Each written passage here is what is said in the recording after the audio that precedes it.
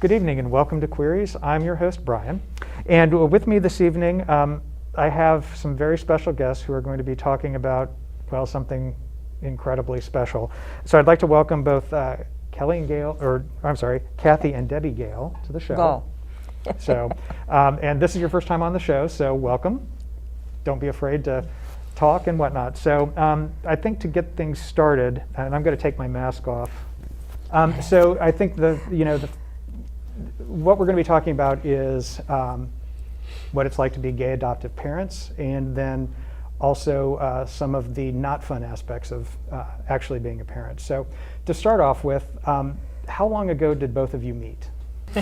We met 18 years ago. Yes. In 2003. There was a gay bar in Dayton, up on Main. Thank you, Pam, who gave Deb my number. And It was pretty funny though, because the number was not correct. So I called several times and got an answering machine, and it was a man's voice. But I kind of took it as possibly, sometimes women, in order to be safe on their answering machine, Sure. if they live alone, they will, put a friend's voice on there instead of theirs. So it kind of got weird because I tried, like I said, several times, couldn't get a hold of her. So I asked Pam the next time I saw her. We reviewed the number and found that a couple numbers were transposed. So I finally called her, and when I did, I finally got a hold of her. We talked for a couple hours, and then I went over and actually had dinner with her that night, and we just hit it off tremendously. It was like we had never met anyone else or been with anybody else in our lives that could match the connection that we had. Would you say it was love at first sight? I think it was for me. I definitely think it was. I think probably by day 5. At least. I knew. You knew that this was it? Yeah. I knew she was the one. Excellent. And so as you, you sort of continued on in your relationship, you decided at one point that you wanted to adopt a child. And so can you talk a little bit, did both of you want this to happen, or were one of you more excited about the prospect than the other, or sort of how did you get to the point where you were like, you know what, we're going to do this? Well, a couple years into the relationship, I've always had this great desire to be a mother. And I went to Deb, and I was in my 30s and just felt like I was running out of time. And went to Deb and just told her, about this great desire I had to be a mom. And I just told her, I said, please, consider this and let me know if this is something that you want.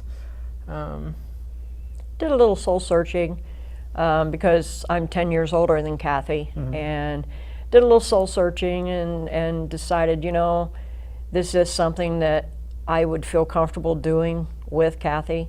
So we decided that dogs weren't quite filling the void in our lives, even though we had 2 or 3 of them at the time. So we decided to go ahead and start the process. And no matter whether you're gay, straight, it doesn't matter. If it's single parent, whatever, if you're going to adopt in the state of Ohio, you are required to go through classes. And well, that's with the public foster care system. Right. We decided, we didn't have a lot of money for a private adoption. We also decided that we didn't necessarily want a baby, and we knew that with the public foster care system it would be incredibly difficult to get a baby. So we had told the adoption agency any child between the ages of 2 and 8 that we would be willing to adopt. The adoption process is really eye-opening. You do a lot of soul searching when you're going through the process. You have a questionnaire to fill out to, it really requires you to take a look at your life and take a look at what you really can envision as far as a child. You know, different questions that you would never ever think about asking yourself. And I learned a lot about myself. I think Kathy did as well, as we went through the classes that we had to take and filled out the questionnaires that we had to do. There's a series of classes that you take that really gives you more information than what you would ever think of. A lot of people might think that it's very easy to just go to an adoption agency and say, hey, I want to adopt this child. You have a lot of different hoops you have to go through. It's not painful, it's actually more enlightening, both for yourself and for the couple. I mean, you know, we would just be like little chatty Cathys on the way home from, no pun intended, on the way home from the classes, because we just constantly talked probably for hours after the classes were over with. And it was very wonderful to go through those classes, to learn more about yourself and about your partner and yourselves as couples. And I have to say that Montgomery County Public Foster Care System and Children's Services, they were wonderful to us. They never treated Deb and I like we were different from any other parents. They never really, you know, they never singled us out. They treated us like anybody else. They were wonderful. The social worker that we had was amazing. And I think they saw in us the love that we had for each other and the love that we wanted to give for, to a child. And honestly, that's the most important piece to that. I mean, in the end, you know, you loving that human being in front of you and guiding that human being in front of you. So that's all that should really matter. It is. And it sounds like that's, you know, the way that they sort of took it as far as that goes. So that's excellent. So tell me about the first time you met your son. Wow. Let's give them a little prelude to how we came about Yeah, we getting picked to be Cody's parents. there were a couple obstacles that we did have to go through. One with his guardian, ad litem. He wasn't real sure about the adoption process with us. He was more interested in, I think, placing Cody in the, you know, typical home with a father and a mother. Okay. And he actually, the night that we met him, you could see he was very guarded and a little unsure of us. But during the process of speaking with him, we were able to get him to understand just how much we wanted to adopt Cody. I think it was really worried about Cody having a male influence in his life, which he had never really had before. Okay. Cody comes from a broken home. His father, he didn't ever really remember because his father was incarcerated.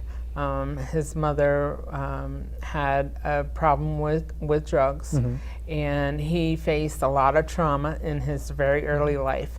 He had actually been in foster care for 5 years. Oh, wow. And been in 5 different foster homes. The home that he was in before ours, the foster home that he was in, they were amazing. They taught Cody manners and respect for older people. So Cody knew all his pleases and thank yous and yes ma'am and all of that when we first met him. But it was on Christmas Eve of 2010. '09. Yeah, true. So 2009 on Christmas Eve, that we actually were chosen by the guardian ad litem and the social workers. And that's the night we found out that we were going to be able to adopt our son. And we hadn't even met him yet. Wow. It was pretty much the greatest Christmas gift anyone could ever have. Yeah, I can't even imagine that. Wow. So Christmas came early. Oh yeah. Yes, Christmas yeah. came up early. We it met was- Cody for the first time in January of 2010. And we began the process of slowly transitioning Cody from the foster home into our home. So the first meeting was only, like an hour. It was at a McDonald's with his social worker, with us. And boy, that kid could talk. Yeah. He talked our ears off that day. Yeah, it was really so adorable because he would go to the play area, and every time he would climb into something, he was turning his head and looking at us, a big smile on his face, and then he would go and do something else and turn and look to see if we were watching. So it was just a strong connection from the start. So then we slowly had more visits and more time with him. After a few visits with the social worker, then we got to visit him with his foster family, and then we got to take him, to our home and out to different things. Like we took him to the zoo, and we took him to the movies, and we went to the arcade, and just different things with him in the beginning, just to kind of transition into our life together. And it was an amazing process. It was very special. Yeah. Just the whole time becoming a mother and getting to know our son. And in May of that same year of 2010, he moved in with us. And in December that year, I legally adopted him. Unfortunately, Ohio does not have second parent adoption laws.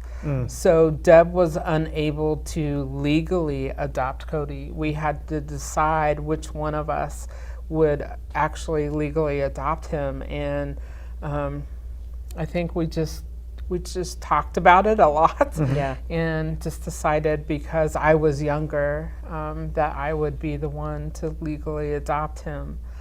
And it was shortly after, it was probably a year after the adoption, or maybe it was the same year, I don't recall exactly, that I had a private conversation with Cody about changing our last name to Deb's last name, so that we would all be a cohesive family unit. And Cody said that yes, he wanted to do that. We were actually going to keep his last name in with his middle name, so that he could still maintain his own family identity. Sure. So we changed our name, and we all became the Gall family. Very nice. So once the adoption was complete and you became a family, I can't imagine sort of like the unbridled joy that you must have experienced. Now that this young human being is now under your care and your guidance. So did you, like from the very start, was it like, oh my God, I'm going to keep my eyes on him as much as possible. If I hear anything break, I'm going to go running. How did it change your daily life? Wow. Immensely. Just like any child into a family, you kind of hover a little bit. And I think to a small degree, we did hover over him, but that was just because we were so proud of him and loved him so much, wanted to guide him, just like every parent would want to do with their child. Trying to teach him a little bit more respect for others, and just let him be a kid. And some of the background that he had was a little tough. So that caused us to hover just a little bit more than what most parents would do. But he turned out to be quite the young man. He really did. He had the biggest heart, in the world. I have to be honest, it wasn't all fun and games. No, it wasn't Cody easy. had a lot of trauma. Sure. And a lot of past, just baggage. And the first 2 years, even though we were, overjoyed with him and loved him right from the beginning, just like any mother does, when she first finds out that she's carrying a child. We had that joy, but there was also a lot of pain. There were a lot of growing pains those first 2 years. And I don't think it wasn't until after the second or third year that Cody was with us that he finally realized that we were his forever family and that we were not going to give him back to the foster care system, that we weren't going to push him away no matter what he did, because he challenged us. He tried our patience. But I had told Deb in the beginning, when we adopt, we're in it forever, and I don't want to say, oh, this is too hard. Let's give up. I wanted to adopt a child and have him or her be ours, and go through all those growing pains that we needed to grow through as a family. And I think that all of us, all three of us, came out stronger on the other side because of it. And like I said, it was after about the second or third year that Cody was with us that he started to calm down a little bit. He did have ADHD, so we had those issues. He went through counseling from day one. All of us did. It wasn't just Cody, it was all of us. We did individual counseling, we did family counseling, and just to get through all those growing pains. And like Deb said, Cody really became a fine young man. And when I think he was 12, we decided we got a grant and sent him to air camp. Air camp is kind of like space camp, but it's here in the Dayton area. It's held at Wright State. It's a week long, and the kids get to go and stay in the dorms, and they get to learn all about flying and all about planes and how everything works. And then at the very end of the week, they actually get to go up with a pilot, and they get to actually fly a plane. Oh, wow. And Cody That's all it took. loved it. That's all it took. The first time he went to air camp, he went twice. The first time he went to air camp, he was just overjoyed and came home from that camp and just started talking about planes and talking about flying and said, Mom, I want to be a pilot. I want to go into the Air Force. I want to, fly planes. I want to be a fighter jet, pilot or whatever. And that was his dream. When he was 14, he went to air camp again, and the same thing happened. He came home and just kept telling us those dreams that he wanted to be a pilot. And we were like, hey, that's what you want to do? Great. We're going to support you all the way. For a child to realize at that age, at that young age, what they actually want to do with their life was amazing. Shoot, I didn't know what I wanted to do until I was 40. So, it was amazing. Well, and and as he grew into himself, and as he grew into your family, and as he calmed down, then you found out that in addition to his, again, the emotional trauma they went through, the ADHD, you found out that he had diabetes, and if I recall correctly, type 1. Yes. So how did you find that out, and how did that change the dynamic in your family? Well, we had taken a trip to the Columbus Zoo. He absolutely loved animals, and it didn't matter which one. And we had gone to the Columbus Zoo, and the poor kid, he had been fine health-wise, just the ADHD, and when we went that day, he could not get enough to drink. He had, you go in and you buy the big souvenir cups, and he probably drank, I don't know, 2, 3 of those of soda, which we didn't give him a lot of soda anyway, and then he was filling it up with water. So he just couldn't get enough to drink, and he visited every single bathroom. Whatever goes in's got to come out eventually. Right. So we just knew something wasn't right, and we took him to the hospital, and his blood sugar was we took him to the doctor first. The doctor suggested we go to the hospital, and his sugar was just crazy. It was so high. They kept him in the hospital for a couple days. We got educated on diabetes and what it would take for him, as well as what we needed to do to help him. During that time, when we had taken him to the doctor, they had checked his blood and did a urine test and found that his sugar was spiked, and said that they suspected diabetes and to go to Dayton Children's emergency room. And we took him straight there. He was admitted into the ICU. He was in diabetic ketoacidosis at that moment. And so his blood sugar was, I don't know, in the 600s or something, and it was quite high, and I don't even remember what his A1C was in the very beginning. But while we were in the hospital, like Deb said, we all got a diabetes education, and not just from one person. Sure. Nurses, doctors, Nutritionists, yeah. Everybody was just inundating us. He was there for 5 days, I think it was. Three or 5 days, I can't remember exactly. But just inundating us with this information. And we met his diabetic doctor, came in, I think, the second day. She's wonderful, Dr. Pfeiffer. We love you so much.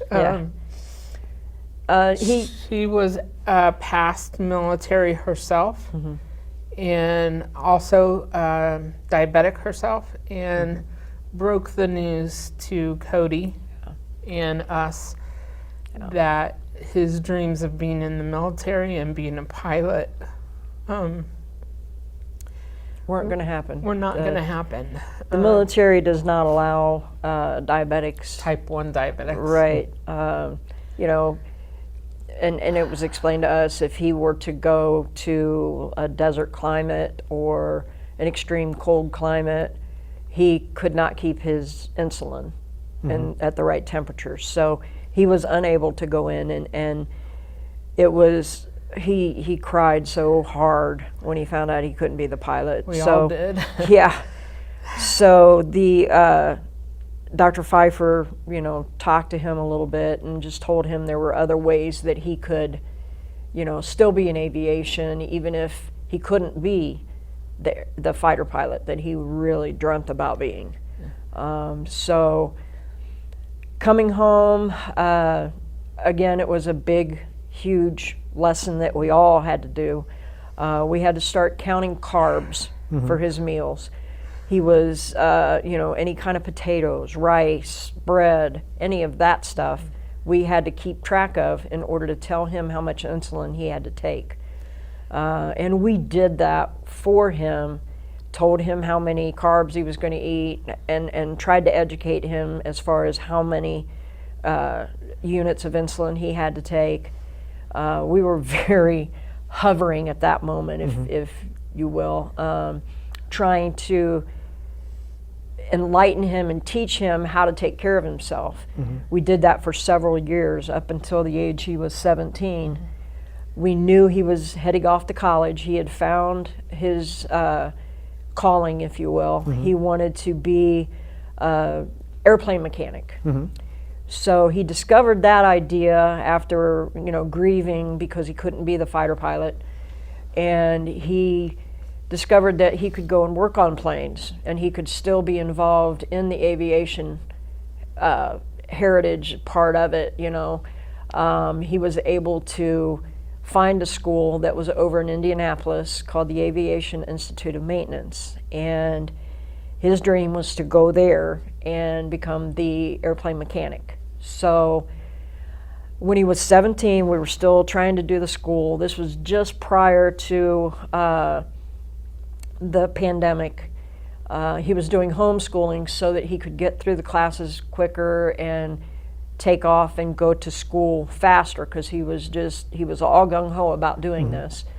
And we had some struggles doing the homeschooling, but he finally found his way through it and finally graduated last year from Beaver Creek. And he was so proud to graduate and get that degree from high school. And he went on his way last March to the Aviation Institute of Maintenance to start working and learning about how to work on planes. Excellent. And I think this is a good moment to actually take a quick break. And Okay. when we come back, what we will do is further discussion from there. So stay tuned, everyone. We'll be right back.